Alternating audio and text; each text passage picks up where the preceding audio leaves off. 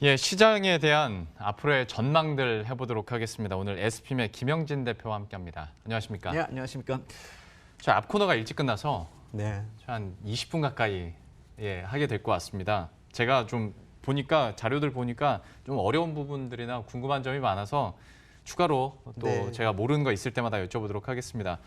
먼저 8월 후반 그리고 이제 9월로 넘어가면서 시장 분위기가 최악은 걷고 있지 않다라는 느낌이 좀 있어요. 그러니까 최악일 때 그 느낌이 있었거든요.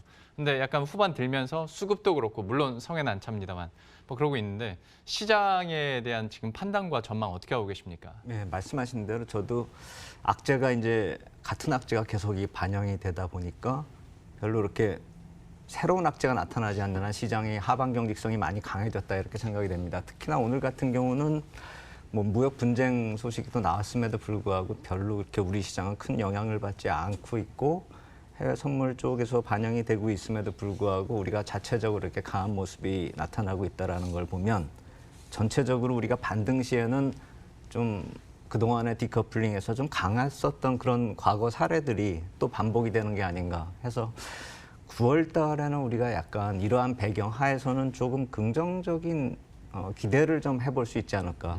전망을 할 수는 없습니다. 예. 긍정적으로 전망을 할 수는 없어도 뭔가 좀 변화되는 그런 것들을 찾아보는 그런 9월이 될 수가 있지 않을까. 그래서 오늘은 좀 변화가 되고 긍정적인 게 뭐가 있을까. 그러니까 예전에는 계속 안 좋은 것들을 말씀을 드려왔었는데 예.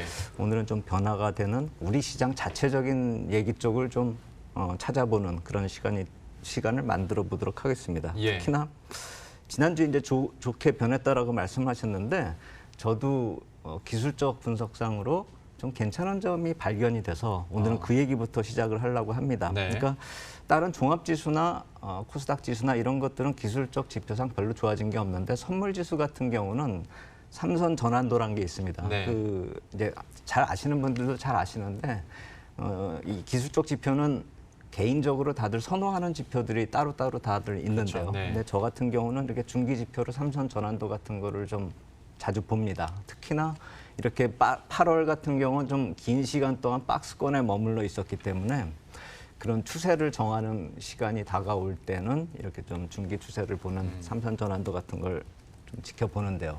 사실 이런 기술적 지표는 한계성이 있다라는 점을 미리 말씀을 드리고서 시작을 하겠습니다. 이건 항상 후행적일 수가 있는 것이고 이렇게 선긋기 해가지고 100% 맞는 그런 경우는 거의 없기 예. 때문에 근데 하여튼 선물지수 쪽에서는 삼선 전환도가 양전환이 나타난 게 20일인데 종합지수나 코스피 200이나 코스닥 지수는 모두 다 아직 양전환을 못했기 때문에 이게 왜 이런가 이거부터 한번 찾아보겠습니다. 네. 그림이 나오는데 아래에 파랗게 저렇게 베이시스가 아래쪽에 그림이 베이시스인데 파랗게 타원형으로 그리고 바로 그 위쪽에 박스로 까만 박스로 그린 게 왜 코스피 200 선물만 양전환을 했는지 그것을 말씀을 드리기 위해서 준비한 표인데요.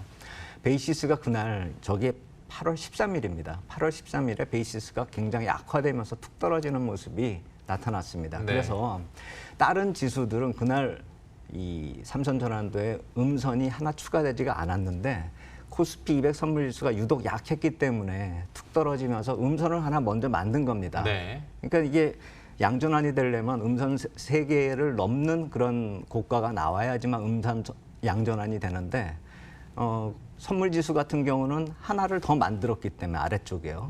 다른 지수보다 양전환하기가 쉬운 거죠. 똑같이 올라와도 저 하나가 더 만들어졌기 때문에 다른 지수보다는 빨리 양전환이 됐다 이렇게 볼 수가 있는 것이죠. 그래서 이게 선물지수의 베이시스 때문에 이런 오류가 발생이 된 것인지 아니면 다른 지수들을 선행해서 이런 모습이 나타냈는지는 아직 불분명하지만 일단은 선물지수 쪽에서는 좀 긍정적인 모습이 나타났다 이렇게 볼 수가 있는데 저게 오류냐 아니냐 이것은 좀 따져봐야 되겠다는 것이고 예.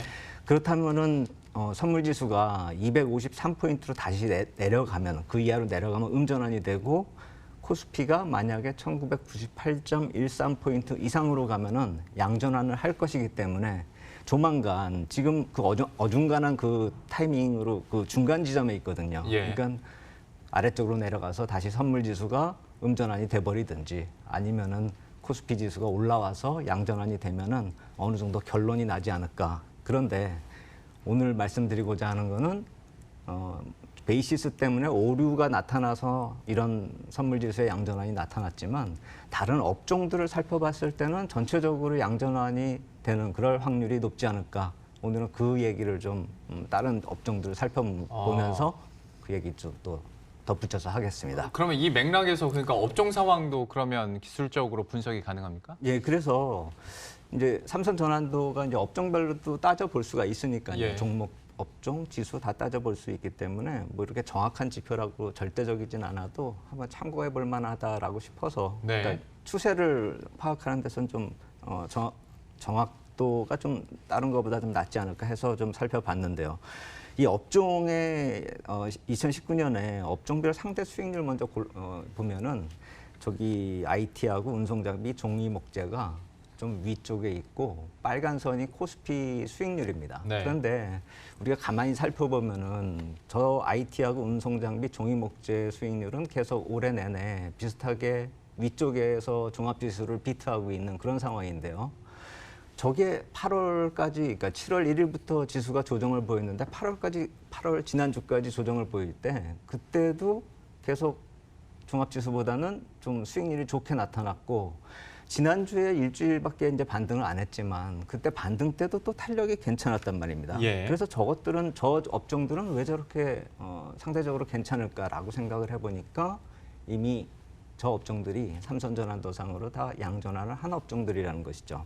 해서 저 수익률을 한번 수치로 구해보니까 7월 이후에 종합지수 낙폭을 구해보니까 10% 정도 되는데 그다음에 27일 이후에 8월 27일 이후에 반등한 게 한 2.69% 되는데 운수장비 업종은 표에서 보시듯이 낙폭이 조정 시에 좀 적고 반등 때는 좀 크죠. 그리고 IT 업종도 좀 조정 시엔 적고 반등 시에 반등폭, 종합지수의 반등폭을 따라가고 있다는 것입니다. 해서 덜 떨어지고 반등해서 강하다. 이런 모습들이 좀 나타나고 있는 특성들이 특정 업종들에서 이렇게 나타나고 있다는 것입니다. 그래서 그런 업종들을 상대적으로 강했었던 업종들을 골라보면은 종이목재, 비금속 광물, IT, 운수장비, 운수창고, 은행, 보험 이쪽들이 지난주까지 양전환을 하면서 좀 네. 괜찮은 수익률들이 나타났다고 볼 수가 있는데 그 중에서 좀 긍정적으로 볼 수 있다라고 생각이 되는 건 종이목재, 운수장비, 운수창고, 기계, IT는 올해에도 계속 상반기에 이어서 3분기까지도 좀 종합지수보다 나은 수익률을 보이고 있기 때문에 그리고 아까 말씀드린 그런 양전환을 한 그런 업종들이기 때문에 상대적으로 다른 업종들보다 좀 강한 모습이 나타나고 있다 이렇게 볼 수가 있겠습니다. 그리고 지금 지난 주말 기준으로 해서 이렇게 업종들이 강했었던 이유들을 좀 살펴보려고 20일 신고가 종목들을 뽑아보니까 예.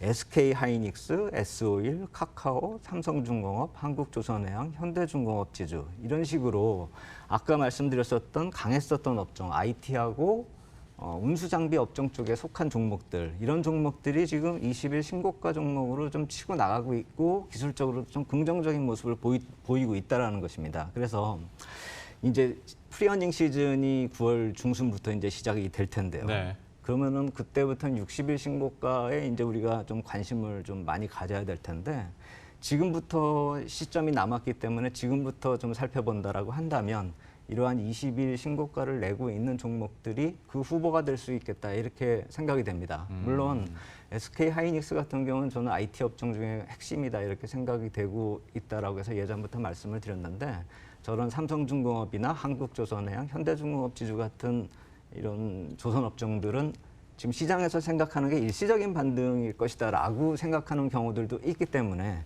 그래서 이것이 60일 신고가로 과연 이어질 것인지 그거를 한번 살펴보면서 만약에 60일 신고가까지도 이어진다라고 한다면 3분기의 실적이 괜찮아지는 그런 관점에서 한번 3분기 실적주로 한번 보면서 접근할 수도 있겠는데 그래서 지금 20일 신고가는 그냥 후보 정도로 생각을 해보시고 이것이 더 나아가서 60일 신고가로 이어질지 9월 중순부터 그 반영이 되는 것이 나타날 것인지 그러한 흐름으로 나타날 것인지 우리가 좀 지켜볼 필요가 있겠다 이렇게 생각이 됩니다. 그러니까 처음에 접근을 이걸 삼선전환도로 처음에 보신 거잖아요. 네.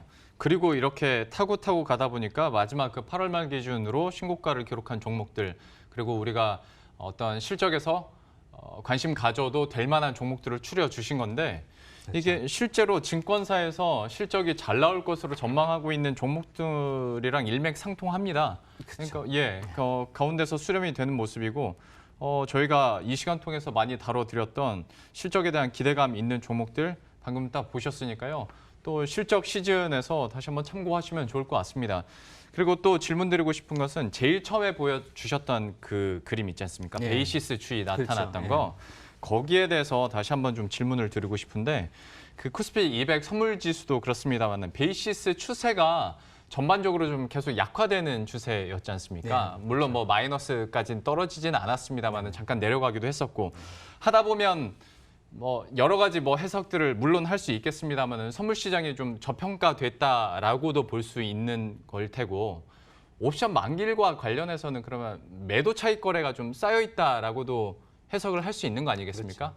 그러면 이미 옵션 만기일 전에 좀 매를 맞아 놓으면 옵션 만기일에서의 그런 엄청난 대량 물론 비차익 거래도 있긴 합니다만 차익에서 매도량이 엄청 쏟아져 나와서 시장에 충격을 주지는 않을 가능성도 높아지지 않을까라는 생각도 있는데 이 해석이 맞습니까? 예, 맞습니다. 그러니까 그게 말씀하신 이번엔 동시만기일이죠. 9월이니까요. 예. 그래서 선물 옵션 동시만기일이 추석 바로 직전입니다. 네. 그러니까 거래일 수로 보면 얼마 남지가 않은 거죠. 오늘 빼고 나면 이번 주 다음 주 해봐야 이제 7일 정도 남은 시점이기 때문에 이쪽도 한번 살펴볼 필요가 있겠다 이렇게 생각이 되는데 말씀하신 대로 베이시스가 계속 안 좋았기 때문에 기존에 있었던 매수 차익 거래도 다 털려 나올 그럴 가능성이 크고요. 신규로 매도 차익 거래가 나올 수가 있는 그런 베이시스가 만들어졌었기 때문에 오히려 숙제를 그러니까 만기일에 숙제를 한다라고 한다면 긍정적인 효과가 나타날 수도 있게끔 흘러왔다 이렇게 볼 수가 있겠습니다. 그래서 이 코스피 200 지수하고 프로그램 순매수하고 베이시스 추이가 만들어진 그 표를 하나 보겠는데요. 네. 거기서 보면은 지금 프로그램 순매수 추이는 빨간색 막대 그래프로 나타난 것이고 코스피 200 지수가 지금 까만색 선으로 나타나는데요. 제가 박스권으로 그린 건 8월에 베이시스가 계속 안 좋았던 구간을 말씀을 드린 것입니다. 예.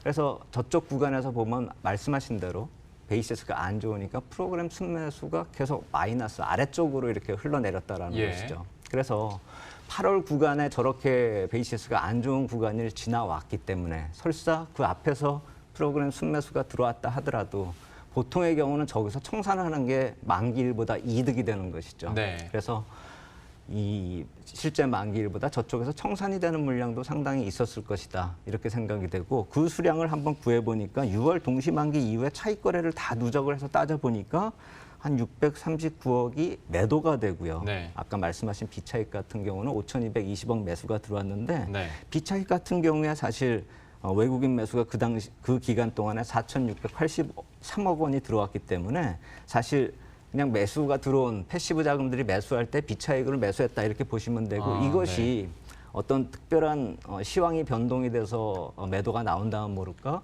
만기일에서 이렇게 나올 이유는 없는 것이죠. 그렇죠. 네. 그래서 만기일로 해서 나올 것이다라고 보면은 저러한 베이시스하고 연동된 차익 거래를 보셔야 되는데 그래서 그렇다면 저 박스권 안에만 나타났었던 그때 당시에 8월에 이 차익 거래 물량들을 보면은 1,146억 원이나 매도가 나왔고요. 그러니까 저건 언젠가는 청산이 될 물량도 있고 청산이 된 물량도 있겠죠. 그리고 비차익 매수는 사실 이때 8월은 약했기 때문에 시장 자체도 약했기 때문에 패시브 자금도 약 이탈을 하면서 한 6,771억 원 정도 프로그램 매물이 나왔었죠. 해서 저런 박스권 안에서 8월 박스권 안에서 흐름을 놓고 보면은 나올 수 있는 차익 거래는 이미 출회가 많이 됐다 이렇게 볼 수가 있겠고 추가적으로 매도가 쌓여 있는 부분은 만기일에 오히려 매수로 들어올 가능성이 있겠다. 그래서 시황 악화가 갑자기 나타나지 않는다면 패시브 자금이 급격하게 이탈하지도 않을 테니까 말씀하신 비차익 거래가 나올 이유도 없는 것이고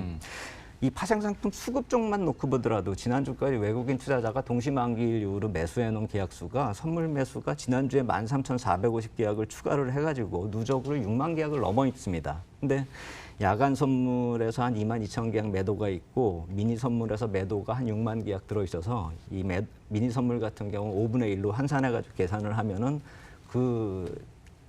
야간과 미니 선물을 다 빼도 25,000 계약 이상으로 순매수 누적 포지션이 있기 때문에 실질적으로 긍정적인 시각이 외국인 쪽에서 반영이 되고 있다라는 점도 우리가 감안을 한다면은 차익 거래 쪽에서 매도가 나온다 이렇게 보기보다는 오히려 비차익 쪽에서 매도가 나온다기보다는 차익 쪽에서 오히려 매수가 들어올 확률이 있지 않을까. 그렇다라고 본다면은 9월 전반부 쪽은 아까 제가 맨 처음에 뭐 이제 삼성전환도 멋지고 좋다 이렇게 말씀을 드렸지만 이러한 프로그램 순매수 추이나 동시만기일 영향권을 놓고 봤을 때 9월의 전반부 쪽은 약간 안 좋은 것보다는 좀 기대를 해볼 수 있지 않을까. 지나간 8월보다는 좀 나을 것 같다라는 생각이 든다 이렇게 말씀을 드리겠습니다. 그러니까 사실 저희 코너 중간부터 보신 분들은 이해가 안 가실 수도 있습니다. 선물 시장과 베이시스 얘기 나오면 사실 좀 어려워지는 게 사실이거든요. 그런데 뭐 결과적으로 그리고 분석을 해봤을 때도 그러면 저희가 쉽게 생각했을 때 9월 옵션 동시 만기일뿐만이 아니라 어떤 수급이나 프로그램상으로도 어떤 매도에 의한 충격은 좀 덜하다고 그러면 9월 증시도 지금보다는 더 나아질 수 있는 가능성이 더 큰 걸로 우리가 알면 될까요? 네, 그래서 몇 가지 좀 지뢰밭 같은 것을 좀 주의하자라는 것만 좀 말씀을 드리고 그 이외에는 9월이 좀 괜찮을 것 같고 악재가 설사 반영이 된다라고 해도 8월과 비교해 보면 더 안 좋아지는 게 없기 때문에 낙폭은 제한적일 것이다. 이렇게 생각하시면 될 것 같습니다. 예. 다만 그 지뢰밭이라고 하는 것은 FOMC 회의 이전에 채권 입찰들 미국 채권 수급이 있는데 9월 중순 이후에는 좀 괜찮아질 텐데 예. 이 FOMC 회의 전후로 하면 단기물 채권 입찰이 좀 몰려 있습니다. 그렇다라고 본다면 수급상으로 또 금리 역전 이슈가 시장을 한번 때릴 수가 있기 때문에 그러게요. 예, 그런 그것이 이제 3월부터 10일 사이인데요. 내일부터 그렇기 때문에 그 구간을 좀 채권 입찰만 좀 잘 넘어가면 예. 알겠습니다. 괜찮아질 것 같습니다. 알겠습니다. 변수들도 계속 쫓아가 보도록 하죠. SPM의 김영진 대표와 함께했고요. 저도 여기서 인사드리도록 하겠습니다. 시청해주신 여러분 고맙습니다.